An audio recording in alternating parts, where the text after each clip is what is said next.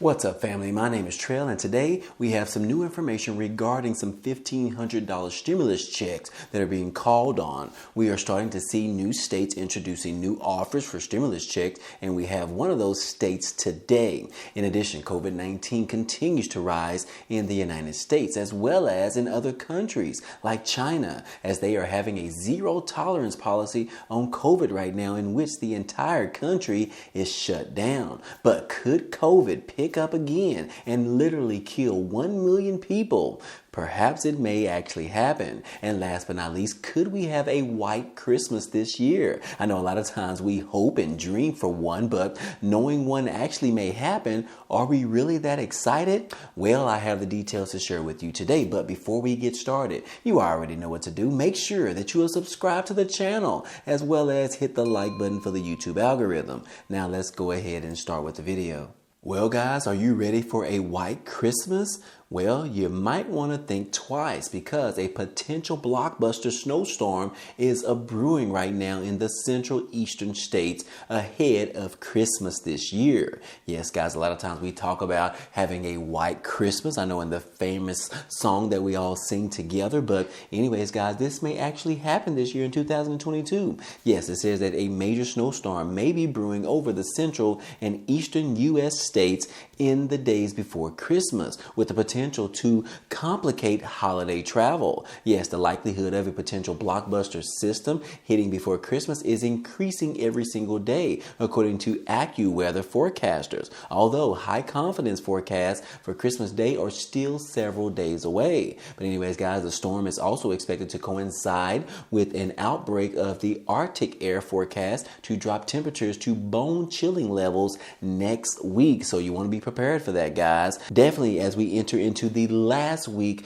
before Christmas. Yes, guys, do you know that today marks we have 7 days before Christmas is here? This year it is on Sunday, guys. So I hope you guys will be attending church. But anyways, guys, I just wanted to let you know that we could have a potential white Christmas this year, guys. I know I'm definitely excited to have this, and hopefully we get some snow here in Texas. But anyways, guys, moving on. Hey, we do have some latest reports in regards to the TSA during airport travel.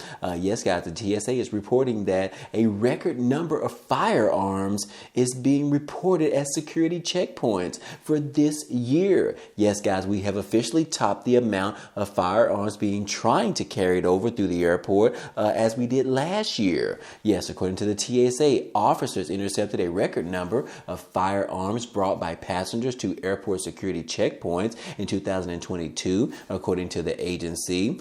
TSA has stopped around 6,300 firearms so far this year, more than 88% of which were actually loaded. That is kind of scary, guys. But anyways, that's more than the previous record of 5,972 firearms detected back in 2021. The agency anticipates it will intercept about 300 more firearms by the end of this year, marking a nearly 10% increase over the previous year's record. But anyways, guys, the record comes as airplane travel is climbing towards pre-pandemic levels. More people went through TSA checkpoints this year than they did in the last 2 years, which means that more people have actually paid that $100 fee to sign up for the free TSA pre-checkout. But anyways, guys, this is just something that you want to be mindful of, because as you're entering into the airport, you never know if someone to the right of you or to the left of you, someone in the line with you, such as in the Spirit Airlines line, waiting to check your bag in, you never know if they might have a loaded firearm on them. But anyways, guys, just keep that in mind. But moving on, guys, hey, the United States is buying back a lot of oil for strategic petroleum. Yes, this is because that the United States used a lot of their reserves previously because of the oil prices as well as the gas prices increasing, and now it looks like the United States wants to replenish that reserve. Yes, it says right here that the U.S. is now beginning to buy back oil for the strategic petroleum reserve. The U.S. Energy Department said on Friday that it will begin buying back oil from the strategic Strategic Petroleum Reserve, the first purchase since the year's record 180 million barrel release from the stockpile. The department will buy up to 3 million barrels for delivery in February, according to a senior official. Yes, guys, this is some good news because President Biden received a lot of flack because he released this 180 million barrels into the public because the gas prices were just going crazy, guys, and Americans couldn't even afford to go to work every single day. It just didn't make any sense.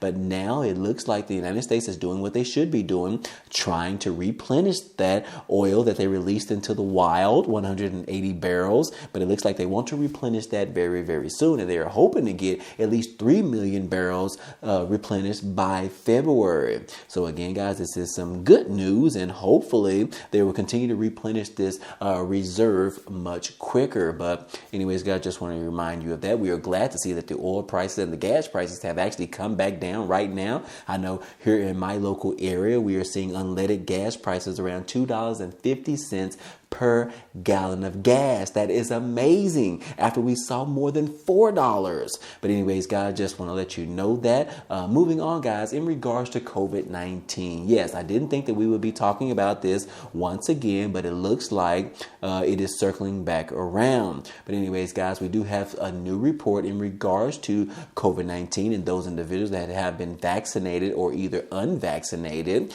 This particular article talks about it and says that unvaccinated drivers could actually pay more for insurance as study finds that higher crash risk. Yes, guys, a new study has found a correlation between unvaccinated individuals and risky behavior on the road. That's kind of weird, right? But anyways, guys, it says that avoiding vaccinations for COVID-19 could soon drive up your car insurance payments thanks to revelations from a new study. Yes, guys, as reported by Autoblog, the findings come from a study published in the American Journal of Medicine. The study evaluated a cohort of 11 million drivers in Ontario, Canada in 2021, comparing accident reports and vaccination status.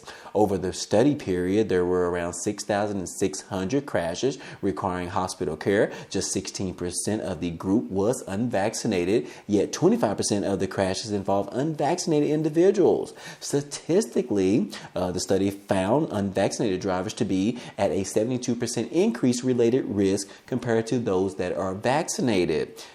Guys, this article is very weird, but we'll look into more of this particular issue right here in which insurance prices could actually go up. I know this particular study was actually in Canada, not necessarily in the United States, but that does not mean that they're going to run their own study here locally in the U.S. But anyways, guys, this is very interesting to see because I can't even imagine our insurance costs going up because we're vaccinated or not. I mean, the vaccination doesn't have anything to do with the way that I drive. I drive aggressive, and it doesn't matter or not whether I have been vaccinated, guys. But anyways, I will keep you guys posted on this information once I find out more about it. But also in regards to COVID-19, hey, COVID-19 is about to explode in China. What could that mean for the United States is the big question. Yes, China is likely to see an explosion of COVID-19 cases in the coming weeks, according to experts, as the country lifts its long-standing and highly unpopular zero COVID-19 policy. Right now, China is extremely vulnerable now because its population, especially older adults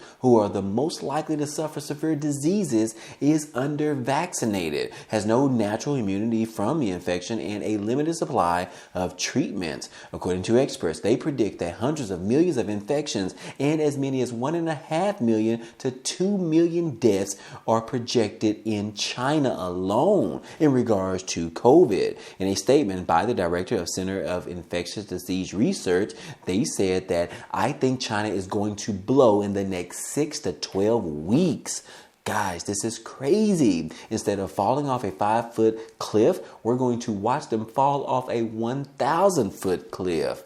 Yes, a raging epidemic in China could be bad news for controlling the virus in the United States as well. He and other experts said because travelers will arrive sick and the chances of mutation increase anytime a virus infects a lot of people. So yes, guys, as China gets ready to lift this zero COVID policy, yes, guys, Could the United States be impacted by this? You definitely want to be mindful of this, guys, because if they do lift this, it could mean that a lot of China individuals could have the virus or be infected with the virus and then travel to the United States, which means that they could be bringing a different version, a different variant directly over to here. So, guys, you definitely want to be mindful of that. And I have been seeing a lot of more people starting to wear their masks lately. So, you definitely want to keep that in mind as well. I'll probably start wearing mine as well because you just never know, guys. And I have been so blessed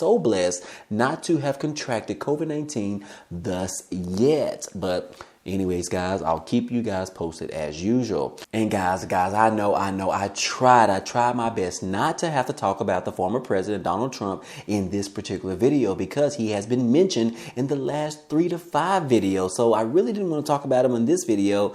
But guys, I definitely need to mention this particular story because yes, it does necessarily talk about former President Donald Trump. Yes, guys, the House Democrats are now introducing legislation to bar Donald Trump from office, presidential office, under the 14th Amendment. Yes, guys, here recently, as of Friday or Thursday, a group of 40 House Democrats led by Representative David Cecilian introduced legislation on Thursday to bar former President Donald Trump from holding future federal office under the 14th Amendment. Yes, guys, Section 3 of the amendment states that no one who previously took an oath to support the Constitution and engaged in insurrection or rebellion shall hold any office, space, or civil or military under the United States. Cecilian said in a release announcing the legislation that Trump very clearly engaged in an insurrection on January 6th of 2021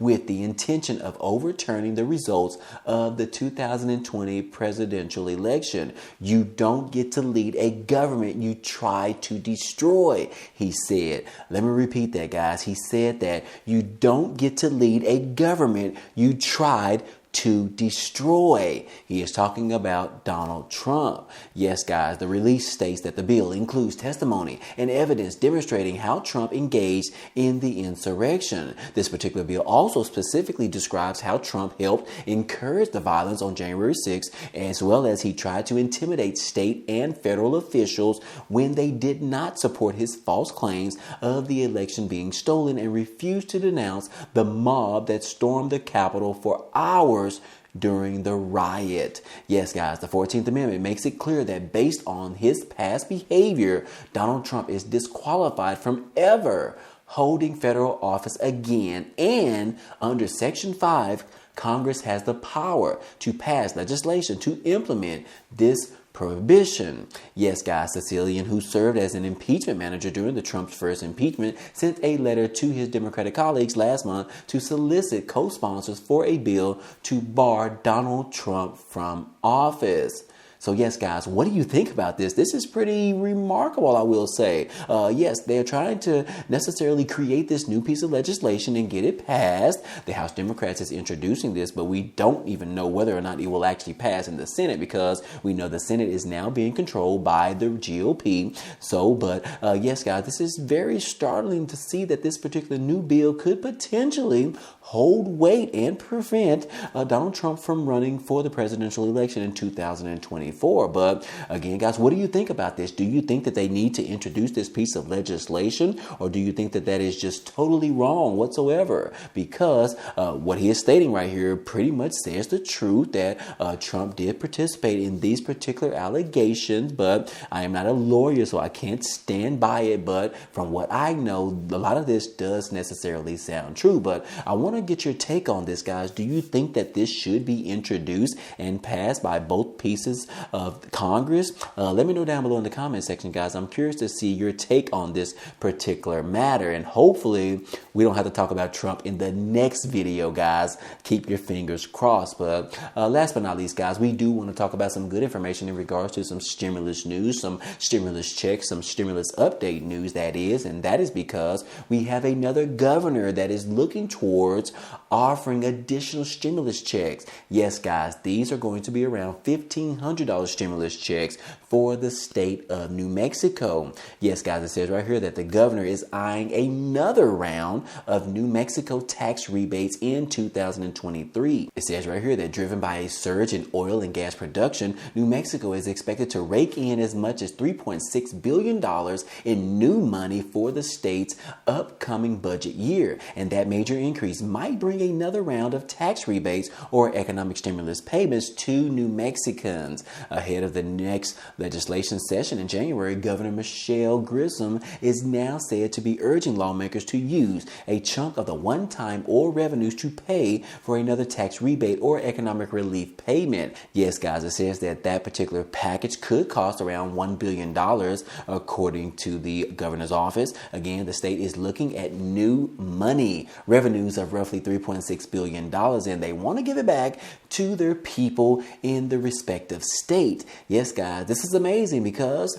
the state is projected to receive some additional money, some new money as they are calling in, that they want to actually give it back to the residents of the respective states. So I definitely love this idea. Can we see more states do the same, especially Texas? But anyways, guys, yes, they are expected to receive an additional $3.6 billion, and they want to give at least $1 billion back to the residents of New Mexico. I think this is definitely awesome, guys. And again, this is definitely some great news. But anyways, guys, this is some awesome news, and I hope all this information in this video was helpful to you today. Well, anyways, guys, hey, that's all I have for you today. But feel free to check out some of the links down below because it is a great way for you to be able to support this channel, such as you can sign up for Webull and receive 12 free stocks, or you can sign up for a free 30-day trial for Amazon Prime membership where you can watch those free movies, TV shows, and all of that, including receiving free shipping for the holidays. But anyways, guys, hey, if any of those interest you today, be sure to check out those links down below. But anyways, guys, hey, if you enjoyed today's content and you want to see more, go ahead, subscribe to the channel. It's totally free. And if you like today's video, then go ahead and hit the like button for us. It really helps out this channel, as well as it tells YouTube to share this video with others. But anyways, guys, hey, I appreciate you guys stopping by and watching, and I hope to see you on the next video. Peace.